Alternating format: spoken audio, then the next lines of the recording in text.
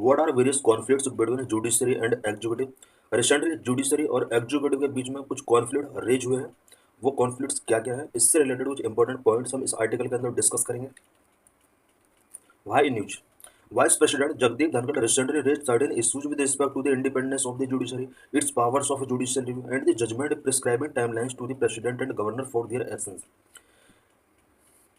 Recently vice president Jagdeep Dhankhar ने कुछ judiciary के इंडिपेंडेंस से रिलेटेड एंड इसके जुडिशियल पावर से related and recently president and governor के लिए जो टाइमलाइन एक जजमेंट के द्वारा फिक्स किया गया है उससे रिलेटेड कुछ सर्टेन इश्यूज रेज किए गए हैं।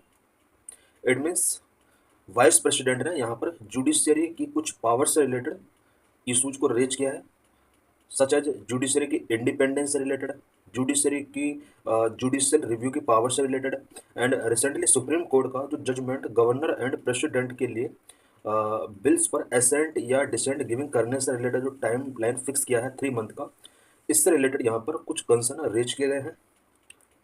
What are various recent issues and challenges related to judiciary. Judiciary से related recent issues and challenges क्या क्या हैं जो कि न्यूज में चल रहे हैं। The vice president expressed his views on various issues surrounding judiciary in a recent event. Vice president ने वेरियस इश्यूज जो कि जुडिशरी के सराउंडिंग चल रहे हैं उन इश्यूज को यहाँ पर रेज किया है। Number 1, firstly he talk about the lack of transparency in the inquiry being conducted by the committee of जजेस in the aftermath of the recovery of huge piles of case at a Delhi high court जज residence.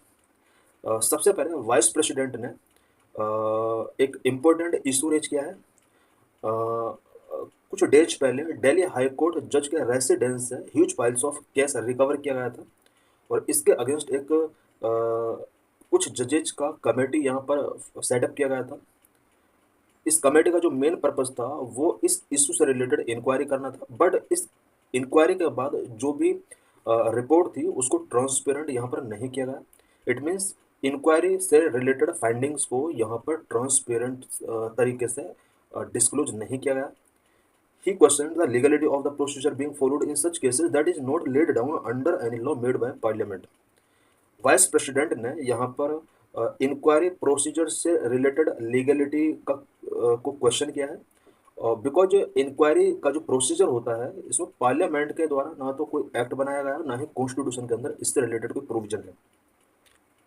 Number 2, he murmured about the recent judgment of the Supreme Court, in which the court had prescribed timelines for the president and governors to take action on state legislatures. State legislature के actions पर governor और president के लिए bills के regarding यहाँ पर एक timeline fix किया गया सुप्रीम कोर्ट के एक रिसेंट जजमेंट के द्वारा। इस पर भी वाइस प्रेसिडेंट ने रिमार्क किया है। The court had ruled that it could issue a writ of mandamus to these high constitutional officers in the event of inaction or inordinate delays. Supreme Court ने अपने judgement में कहा था कि vice president या governor अगर किसी भी बिल के रिगार्डिंग 3 मंथ के टाइम पीरियड के अंदर अगर अपना डिसेंट या एसेंट गिवन नहीं करते हैं तो सुप्रीम कोर्ट इनके अगेंस्ट मैंडेमस इशू कर सकता है। Number 3, he raised concern about lack of accountability of judiciary towards the public at large, unlike the legislature and executive. Third जो इशू वाइस प्रेसिडेंट ने रेज किया है वो जुडिशरी की अकाउंटेबिलिटी से रिलेटेड है। बिकॉज वाइस प्रेसिडेंट ने कहा है कि जुडिशरी का जो अपना ड्यूटी होना चाहिए या पब्लिक के प्रति जो अकाउंटेबिलिटी होनी चाहिए उसका लैक है, जबकि लेजिस्लेचर और एग्जीक्यूटिव पब्लिक के प्रति अकाउंटेबल है। It was in the context of judicial review of legislation by constitutional benches as well as orders passed that encroach upon the executive domain. Constitutional bench के द्वारा legislation का जिस तरह से जुडिशियल रिव्यू किया जाता है या कोई भी अगर पास किया गया है ऑर्डर लॉ पार्लियामेंट के द्वारा पास किया गया है तो उसका जुडिशियल रिव्यू कोर्ट को करना होता है। कहीं ना कहीं एग्जीक्यूटिव को लगता है कि उनकी पावर को एनक्रोच किया जा रहा है जुडिशरी के through. The provision of Article 145, which require a minimum of 5 judges for adjudicating on constitutional validity in any matter, were made in 1950 when the total strength of court was 8 judges. Constitution के article 145(3) के अंदर provision किया गया है कि किसी भी constitutional validity से रिलेटेड इशू को एडजुकेट करने के लिए मिनिमम 5 जजेज होने चाहिए और ये प्रोविजन उस टाइम पर किया गया 1950 में जिस टाइम पर सुप्रीम कोर्ट के जजेस का नंबर ओनली 8 हुआ करता था। यहाँ पर अब एग्जीक्यूटिव का कहना है कि जिस टाइम पर टोटल जजेस 8 हुआ करते थे, उस टाइम पर कॉन्स्टिट्यूशनल वैलिडिटी को एडजुकेट करने के लिए जजेस कम से कम 5 हुआ करते थे। अब जिस तरह से 34 के आसपास सुप्रीम कोर्ट के अंदर जजेस हैं, एडजुकेट करने के लिए यहाँ पर जजेस का नंबर इंक्रीज होना चाहिए। He suggested that it may need to be revisited as the present strength is 34। Executive या फिर कह सकते हैं कि वाइस प्रेसिडेंट ने सजेस्ट किया कि यहाँ पर सुप्रीम कोर्ट के जजेस का जो प्रेजेंट स्ट्रेंथ है वो 34 है। इसके अकॉर्डिंग कॉन्स्टिट्यूशनल वैलिडिटी को एडजुकेट करने वाले जजेस का नंबर इसके अकॉर्डिंग इंक्रीज होना चाहिए। Number 4, he opined that the top court has been utilizing its extraordinary power under Article 142 to provide complete justice in any case in a way that undermine representative democracy. Vice president ने कहा कि top court article 142 के under अपनी extra ordinary power का use कर रही है। यहाँ पर सुप्रीम कोर्ट अपनी एक्स्ट्रा ऑर्डिनरी पावर का यूज कर रही है, जिसमें किसी भी केस में कंप्लीट जस्टिस प्रोवाइड करने के लिए यहाँ पर सुप्रीम कोर्ट को पावर गिवन की गई है। और ये इस पावर का इस तरह से यूज कर रही है कि यहाँ पर रिप्रेजेंटेटिव डेमोक्रेसी का कहीं ना कहीं अंडरमाइन हो रहा है। A critical analysis of these issues, ये जो इशूज हैं इन इशूज का यहाँ पर क्रिटिकल एनालिसिस किया जाएगा। Number of opaqueness of inquiries, supreme court के जजेस की एक कमेटी के द्वारा जिस तरह से दिल्ली हाई कोर्ट के जस्टिस के अगेंस्ट एक कमेटी यहाँ पर सेटअप की गई थी इंक्वायरी के लिए, इस टाइप की और भी कमेटीज फॉर्म की गई हैं या की जाती है सुप्रीम कोर्ट के द्वारा। उन इंक्वायरीज के अंदर बहुत ज़्यादा ओपेकनेज है। Apprehension about the opaqueness of inquiries conducted by the judiciary in the case of alleged misbehavior by judges is widely shared by common people. जजेस के मिसबिहेवियर के एलिगेशन के बाद जुडिशरी के द्वारा जो भी इंक्वायरी के लिए कमिटीज सेटअप की जाती है, इन इंक्वायरीज के अंदर ओपेकनेस बहुत ज़्यादा है। The CGI should revise a procedure that provide for utmost transparency in such cases to instill confidence in the rule of law. CGI को चाहिए कि इसके लिए इंक्वायरी प्रोसीजर के लिए एक प्रॉपर प्रोसीजर होना चाहिए so that rule of law के प्रति लोगों को कॉन्फिडेंस इंक्रीज हो सके। Number 2, lack of accountability and transparency. Judiciary have lack of accountability and transparency in appointment through the collegium system. Collegium system के थ्रू जो जुडिशरी के अंदर अपॉइंटमेंट किए जाते हैं, इसमें अकाउंटेबिलिटी एंड ट्रांसपेरेंसी का लैक है। A broad-based National Judicial Appointment Commission with the CJI being provided a veto to have final say in the appointment process would make the selection process more transparent and inclusive without compromising on the independence of the judiciary. National judicial appointment commission 2014 में इसको abolish कर दिया था supreme Court ने। इसी type का it mean national judicial appointment commission India के अंदर होना चाहिए सो दैट जुडिशरी के लिए जजेस का अपॉइंटमेंट किया जा सके। और कुछ ऐसा इसमें प्रोविजन होना चाहिए कि सीजेआई को इसमें फाइनल से रिलेटेड वीटो पावर होना चाहिए अपॉइंटमेंट प्रोसेस के लिए। इसके थ्रू जुडिशरी के अंदर ट्रांसपेरेंसी आ सकता है, इंक्लूसिवनेस आ सकता है, और जुडिशरी के इंडिपेंडेंस के साथ भी इसमें कॉम्प्रोमाइज नहीं किया जाएगा। Number 3, recent order of the supreme court prescribing timelines to the president and governors was well within its power of upholding the constitutional principles. Supreme court का प्रेसिडेंट गवर्नर्स के लिए टाइमलाइन रिलेटेड जो अभी judgement आया है, ये एक अच्छा जजमेंट है बिकॉज कॉन्स्टिट्यूशनल प्रिंसिपल को अपहोल्ड करने के लिए यहाँ पर सुप्रीम कोर्ट को पावर मिली हुई है कि इस टाइप का जजमेंट वो गिवन कर सकती है। द टू जजेस of this case had arrived at their conclusions based on various constitutional bench judgment decided earlier.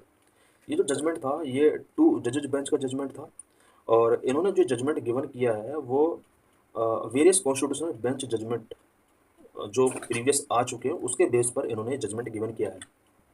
Number 4, judicial activism by courts, including the use of Article 142, has contributed significantly to providing justice to the needy as well as holding the executive accountable.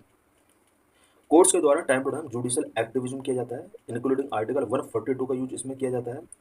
Judicial activism and article 142 का use जो किया जाता है ये needy people को justice provide करने के लिए और साथ ही एग्जीक्यूटिव को अकाउंटेबल होल्डिंग करने के लिए सुप्रीम कोर्ट के द्वारा ये इस टाइप के कुछ एक्शंस टेकिंग किए जाते हैं।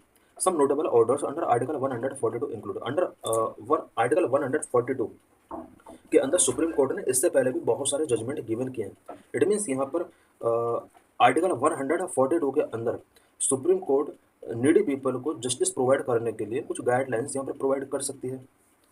अब किस किस इशूज से रिलेटेड यहाँ पर सुप्रीम कोर्ट ने आर्टिकल 142 का यूज किया था। Number 1, compensation for victims of Bhopal gas tragedy 1989। Bhopal gas tragedy के जितने भी विक्टिम्स थे उनको कंपेंसेशन गिवन करने के लिए यहाँ पर सुप्रीम कोर्ट को आर्टिकल 142 का यूज करना पड़ा था। Number 2, guidelines against sexual harassment at work place 1997 में सुप्रीम कोर्ट ने वर्क प्लेस पर सेक्सुअल हरासमेंट को प्रिवेंट करने के लिए कुछ गाइडलाइंस यहाँ पर रिलीज की थी आर्टिकल 142 का यूज करते हुए। Number 3, cancellation of coal block licence that were illegally improperly allocated. 2014 में कोल ब्लॉक इम्प्रॉपरली एलोकेटेड किए गए थे और कोल ब्लॉक लाइसेंस को कैंसलेशन यहाँ पर सुप्रीम कोर्ट के ऑर्डर के थ्रू किया गया था। आर्टिकल 142 का यूज किया था इसके अंडर में। Number 4, permanent commission for women officers in armed forces 2024। 2024 में आर्म्ड फोर्सेस के अंदर वुमेन ऑफिसर्स के लिए यहाँ पर परमानेंट कमीशन सुप्रीम कोर्ट के ऑर्डर के थ्रू यहाँ पर स्टेब्लिश किया गया था। Number 4, directive to public officers with respect to demolitions. Demolition से रिलेटेड यहाँ पर पब्लिक ऑफिसर्स के लिए कुछ डायरेक्टिव रिलीज किया गया था। आर्टिकल 142 का यूज किया सुप्रीम कोर्ट ने यहाँ पर। इट मीन्स आर्टिकल 142 बहुत ही इंपॉर्टेंट है।